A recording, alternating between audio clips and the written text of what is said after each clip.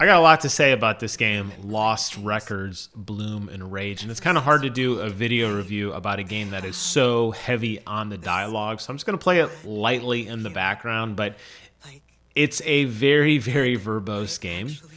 Up front, I can tell you that I generally enjoyed the game. But this is one of those games where you have to look at, did the ends justify the means? And after playing this game for about 10 hours, I don't think I can answer that because it ends on a pretty juicy cliffhanger. There is a part 2 coming, and I think that when you have an episodic game in general, as long as the first game kind of sinks its teeth into you, you're going to be invested in the second one. But unlike other more, I don't want to say walking simulator, but very, very heavy narrative games like The Walking Dead, really, Telltale's Walking Dead comes to mind because that was kind of the first game that I think a lot of us were really introduced to this. Think of how each of those episodes ended on such an impactful, momentous, oh my God, what's going to happen next type thing. Here, while the game does really hit you in the gut very, very hard, there are still so many other mysteries to the game that it's kind of hard to take a step back and say, yes, I'm definitively in. Now, this did drop on PlayStation Plus, which is where I played it. It is available on Windows or Xbox Series S or X as well. You're going to want to play it on a nice computer if you do have a computer, though, because this game is Unreal Engine 5 and it looks damn good. It is one of the most beautifully realistic games in terms of lighting, in terms of sound effects, in terms of overall artistic design. It feels and looks very, very authentic, and I love it for that. If you were like me and you grew up in the 80s or 90s, and this game is a little bit outside of my like golden years. By the time this game came out, I was getting ready to enter into college. But if you are around this age of youthful life, this discovery, those wonder years in your like late 80s, early 90s, you're going to reminisce with this game so much. And I know I did. I really identified with the main character, Swan. Largely because up until a year ago, I was incredibly overweight. I was the fat kid who didn't have a lot of friends, who was kind of quiet and self-reflective and unsure of myself. And that's what Swan is at the beginning of this game. She is very, very introverted. She's, always talking to her cat. She stays at home. She has a hobby where she likes to record, and she kind of comes off as a goofball. And that's why I instantly identified with her, being now, what am I, 40? I'll be 43 this year. But, I instantly identified with this teenage girl because, minus the girl part, that was me. That was me as a kid. These were my friends. This was the adventure I had. Me and a bunch of dorky friends. No offense to my dorky friends, but this was us. And there's just something nostalgic about that hits me that I suspect a lot of people will identify with. And I think you'll identify with one of the 4 characters in this game very, very quickly. And I think you'll relate to some of the struggles and things that they go through. A lot of this game is talking and dialogue, but it's done in a very, very creative way. And I think that a story like this could only be told in a video game, and that's what I love about the genre of video games. So allow me to explain. We don't know what happened, although you kind of find out a little bit at the end, but it's not completely yet revealed. But there were 4 teenage girls who were best friends. Something happened to them in 1995, and they all made a pact to not talk to each other ever again, and they scattered. We don't really understand what caused that, and they even have somewhat of a memory loss as to what happened during that time. Randomly, 20-something years later, one of the 4 girls, now a woman who has been, she has her own kid and a whole totally different life. They're all adults now, right?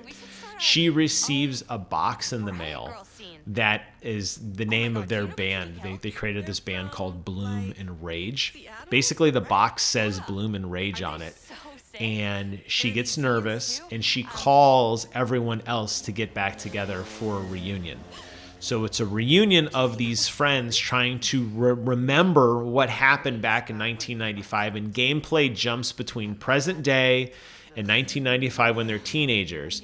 And what's cool about it is, and you might have picked up on some of this as I was talking, the dialogue options are not always readily available. This isn't like a game where you have to have like an IQ or like a charisma stat to get these checks. But basically, by walking around and being intuitive to what you see and hear, you will unlock other dialogue choices. So just as an example, Nora she's sitting there on the swing bench. She's one of the two players, guitar players in the band. Early on, she tells you what her favorite guitar pick is. And then about 10 or 15 minutes later, she's like, oh man, I forgot my guitar pick. Can you go get one for me? And you open up the box and there's 3 different bands to select from. Now, if you were paying attention, you know which one is her favorite band. And if you're trying to not necessarily romance her, although there is some definite romance undertones to all the characters here, but even if you just want to be her friend or kind of have her open up to you, you'll give her the guitar pick that matches the band that she likes. It will open more dialogue options later. That's one example. Another example is a character will ask you something, and you just like in all these games, you have a choice to say nothing. You could just be silent. You could just not respond. Now, sometimes you have to respond, but sometimes you could just stand there and just kind of be silent, right? Which may be the right way to answer it. But in those moments too, right? What ends up happening is if you look around, you might learn something just through, observing the atmosphere, which will give you an answer. So again, back to Nora, we're sitting in her garage and she goes, what's your favorite band? And you can answer, I don't have one, or I don't listen to music. Or you could look around at the posters on the walls and see another poster and say, oh, I saw a poster. And then you could lie and say, that's my favorite band, if you want to try to fit in. Just as an example, there's a lot more, but it's a very, very intelligent way to keep you immersed. It's not just a purely like story simulator. There is some actual gameplay here, which I generally appreciated. Additionally, you'll also notice that Swan, that's the main character, the girl you play as, she is a photography buff, and she carries around a video camera. And there's going to be a lot of times that you can basically create your own memoirs, which is really, really, really cool. So there are points in the game where they're going to ask you to record stuff because you are the official filmographer of your friendship, and you're looking through this lens to record your favorite moments and memories and putting together this rock concert and all these really cool things. But there are these little like mini games, like you'll take a video of a bird and it'll say bird 1 of 15 found. It's like, oh, okay, well, I'm gonna go start collecting birds now. And taking videos of your cat or of the girls talking or of bullies or of whatever. There's all these things that you can collect. Once you've collected enough of them, the game automatically makes a memoir out of those, and it takes your actual footage that you had and it splices it together in a little movie where you can rewatch that. The cool thing is that Swan actually narrates over it differently than the dialogue you hear in the game. Sometimes that dialogue will help you remember or help you unlock additional puzzles if you want it. So there's a lot of layers here to the puzzles and the discovery and the kind of evolution of how you answer the questions and how you relate to these girls. And because you're talking to them in both present day at this bar where you're all older women and back in the past, the way that the dialogue options influence both characters, the way the decisions come to life is really, really cool. And it has a very just natural, organic feel to it. Moment-to-moment gameplay is kind of limited. Like I said, you're basically walking around, recording things, looking and trying to find different collectibles. You're also examining different things. You can rotate them around. Sometimes there'll be a little bit of additional dialogue there, a hidden object buried within other things that you have. Kind of like that Resident Evil where you kind of like spin around a box. You're like, oh, look, I found a secret compartment to this, and you open it up and find something. This will help you with some of the puzzles later on. But additionally, it's just interesting to kind of see what these teenage girls find interesting. And honestly, again, going back to my time as a child, I did a lot of this too, just kind of like walking around and seeing what was out there. And like, I wouldn't say dumpster diving per se, but yeah, we would basically just find like you know, we were poor kids, right? We'd find like junk on the side of the road and we'd sit there and play with it. And we'd take it home and try to fix it or whatever. That happens in here. And it is really a lot of fun, like I said. So there's a really cool nostalgic element to it.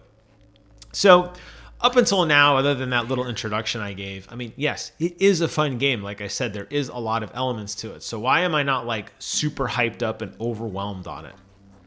Well, I think the big reason is that it is a very slow burn. Now, I did appreciate some of the dialogue here. I did appreciate them talking, and the evolution of the story, for the most part, makes pretty logical sense. However, and this is a big caveat, it takes a long time to get there. And there are at least 3 or 4 long segments of the game, just like this one, where you're sitting at a bar just talking with Autumn for 10, 15 minutes. You go up to get your phone from the bartender, or you go to get a drink from the bartender, and you could sit there and talk with him for 10 or 15 minutes. Now, eventually the game will give you options to kind of cut the character short, like, hey, we need to move on, and it's like you can end it. But sometimes there is actual value in listening to what they say. It will help you piece together the story a little bit better. You don't necessarily need it. It's kind of how much time do you want to invest in it. But sometimes it is so talk heavy that you're just like, get on with it already. And it does start to drone a bit. Again, if the payoff is there, if the ends justify the means, you could say, yes, absolutely. It's worth investing in every one of these little side stories. It's worth talking to every character, understanding their hopes and their dreams, because eventually something significant is going to happen that's going to radically change how the game is played. That's not true. That's unfortunately not true. Now, there is a massive, massive event which will change all of their lives. I know it would change my life considerably. That happens towards the end of the game. That is not explained. One of the characters who acts a little different than some of the other ones, you find out kind of what her backstory is. That adds some significant difference to the game as well. And there is some interesting things to kind of like work towards. But in of itself, part 1 of the DLC, I don't think they did themselves a favor. They probably would have been better off just releasing this game at once. Maybe it was a time limit constraint. I don't know. I know Dontnod's gone through some tumultuous development over the last few years as they kind of like went independent and got rid of their previous ties. They changed their name a few times. I don't know if this has anything to do with that. But where this game ends and what is going to happen next, I feel like we should have just kept going. I would argue that when this game comes out in about a month, I don't know where my headset will be. I don't know where my mind frame will be. Like, do I want to pick this up and keep going? Or am I really heavily invested in the latest Monster Hunter drop? Or am I hard and heavy on some other new game, Kazarian, or the new Elden Ring? I don't know. Episodic games are tricky like this, though, because they're asking you to commit at a usually reduced price point, in this case free, thank you PlayStation, but they're asking you to commit at a reduced price point, but the trade-off is that you're going to come back for that dopamine hit. And while these characters are endearing, and I generally felt for all of them, and the ending was like interesting, it wasn't a Walking Dead game where I'm like, I have to keep going. I don't care if it's 4 a.m. I have to play one more chapter. I have to know which character doesn't make it, this kind of thing. And I didn't get that here. But I think they're onto something. I would love to see more of this. This concept works. It really does. Take a very strong narrative, maybe speed it up a little bit. Add in this Unreal Engine 5, which is very lifelike. It doesn't have to be fast or flashy. I mean, this game runs at a lock 30 frames per second, but it looks gorgeous. Add in a sense of intrigue and mystery, put an incredible soundtrack over it, let us relate to the characters, and then tell us a complete story. That's what they need to do. I think they got all those points right, except for that last one. But we will see. Now, will I get into it and play the second half? If I do, I will come back and update this. I'll actually even call this the part 1 review, just to be clear for, you know, if you're watching this 10 years in the future and like, hey, but they totally did explain the story. As of right now, as of the 22nd of May, they did not complete the story. And that's what I am talking to you about. I'm talking about Tape 1, which rated high. Metacritic was about an 80, which is pretty good considering, you know, the space that we live in and some of the other games that exist out there. I'd like to see more, though, and I'd like to see it pick up the pace. So we will see. But for now, that will wrap up my review of Lost Records, Bloom, and Rage. Hope you guys found this content interesting and informative. If you want more, subscribe. Thanks so much for watching. Take care of yourselves. And until next time, I will see you guys on the other side. Bye-bye.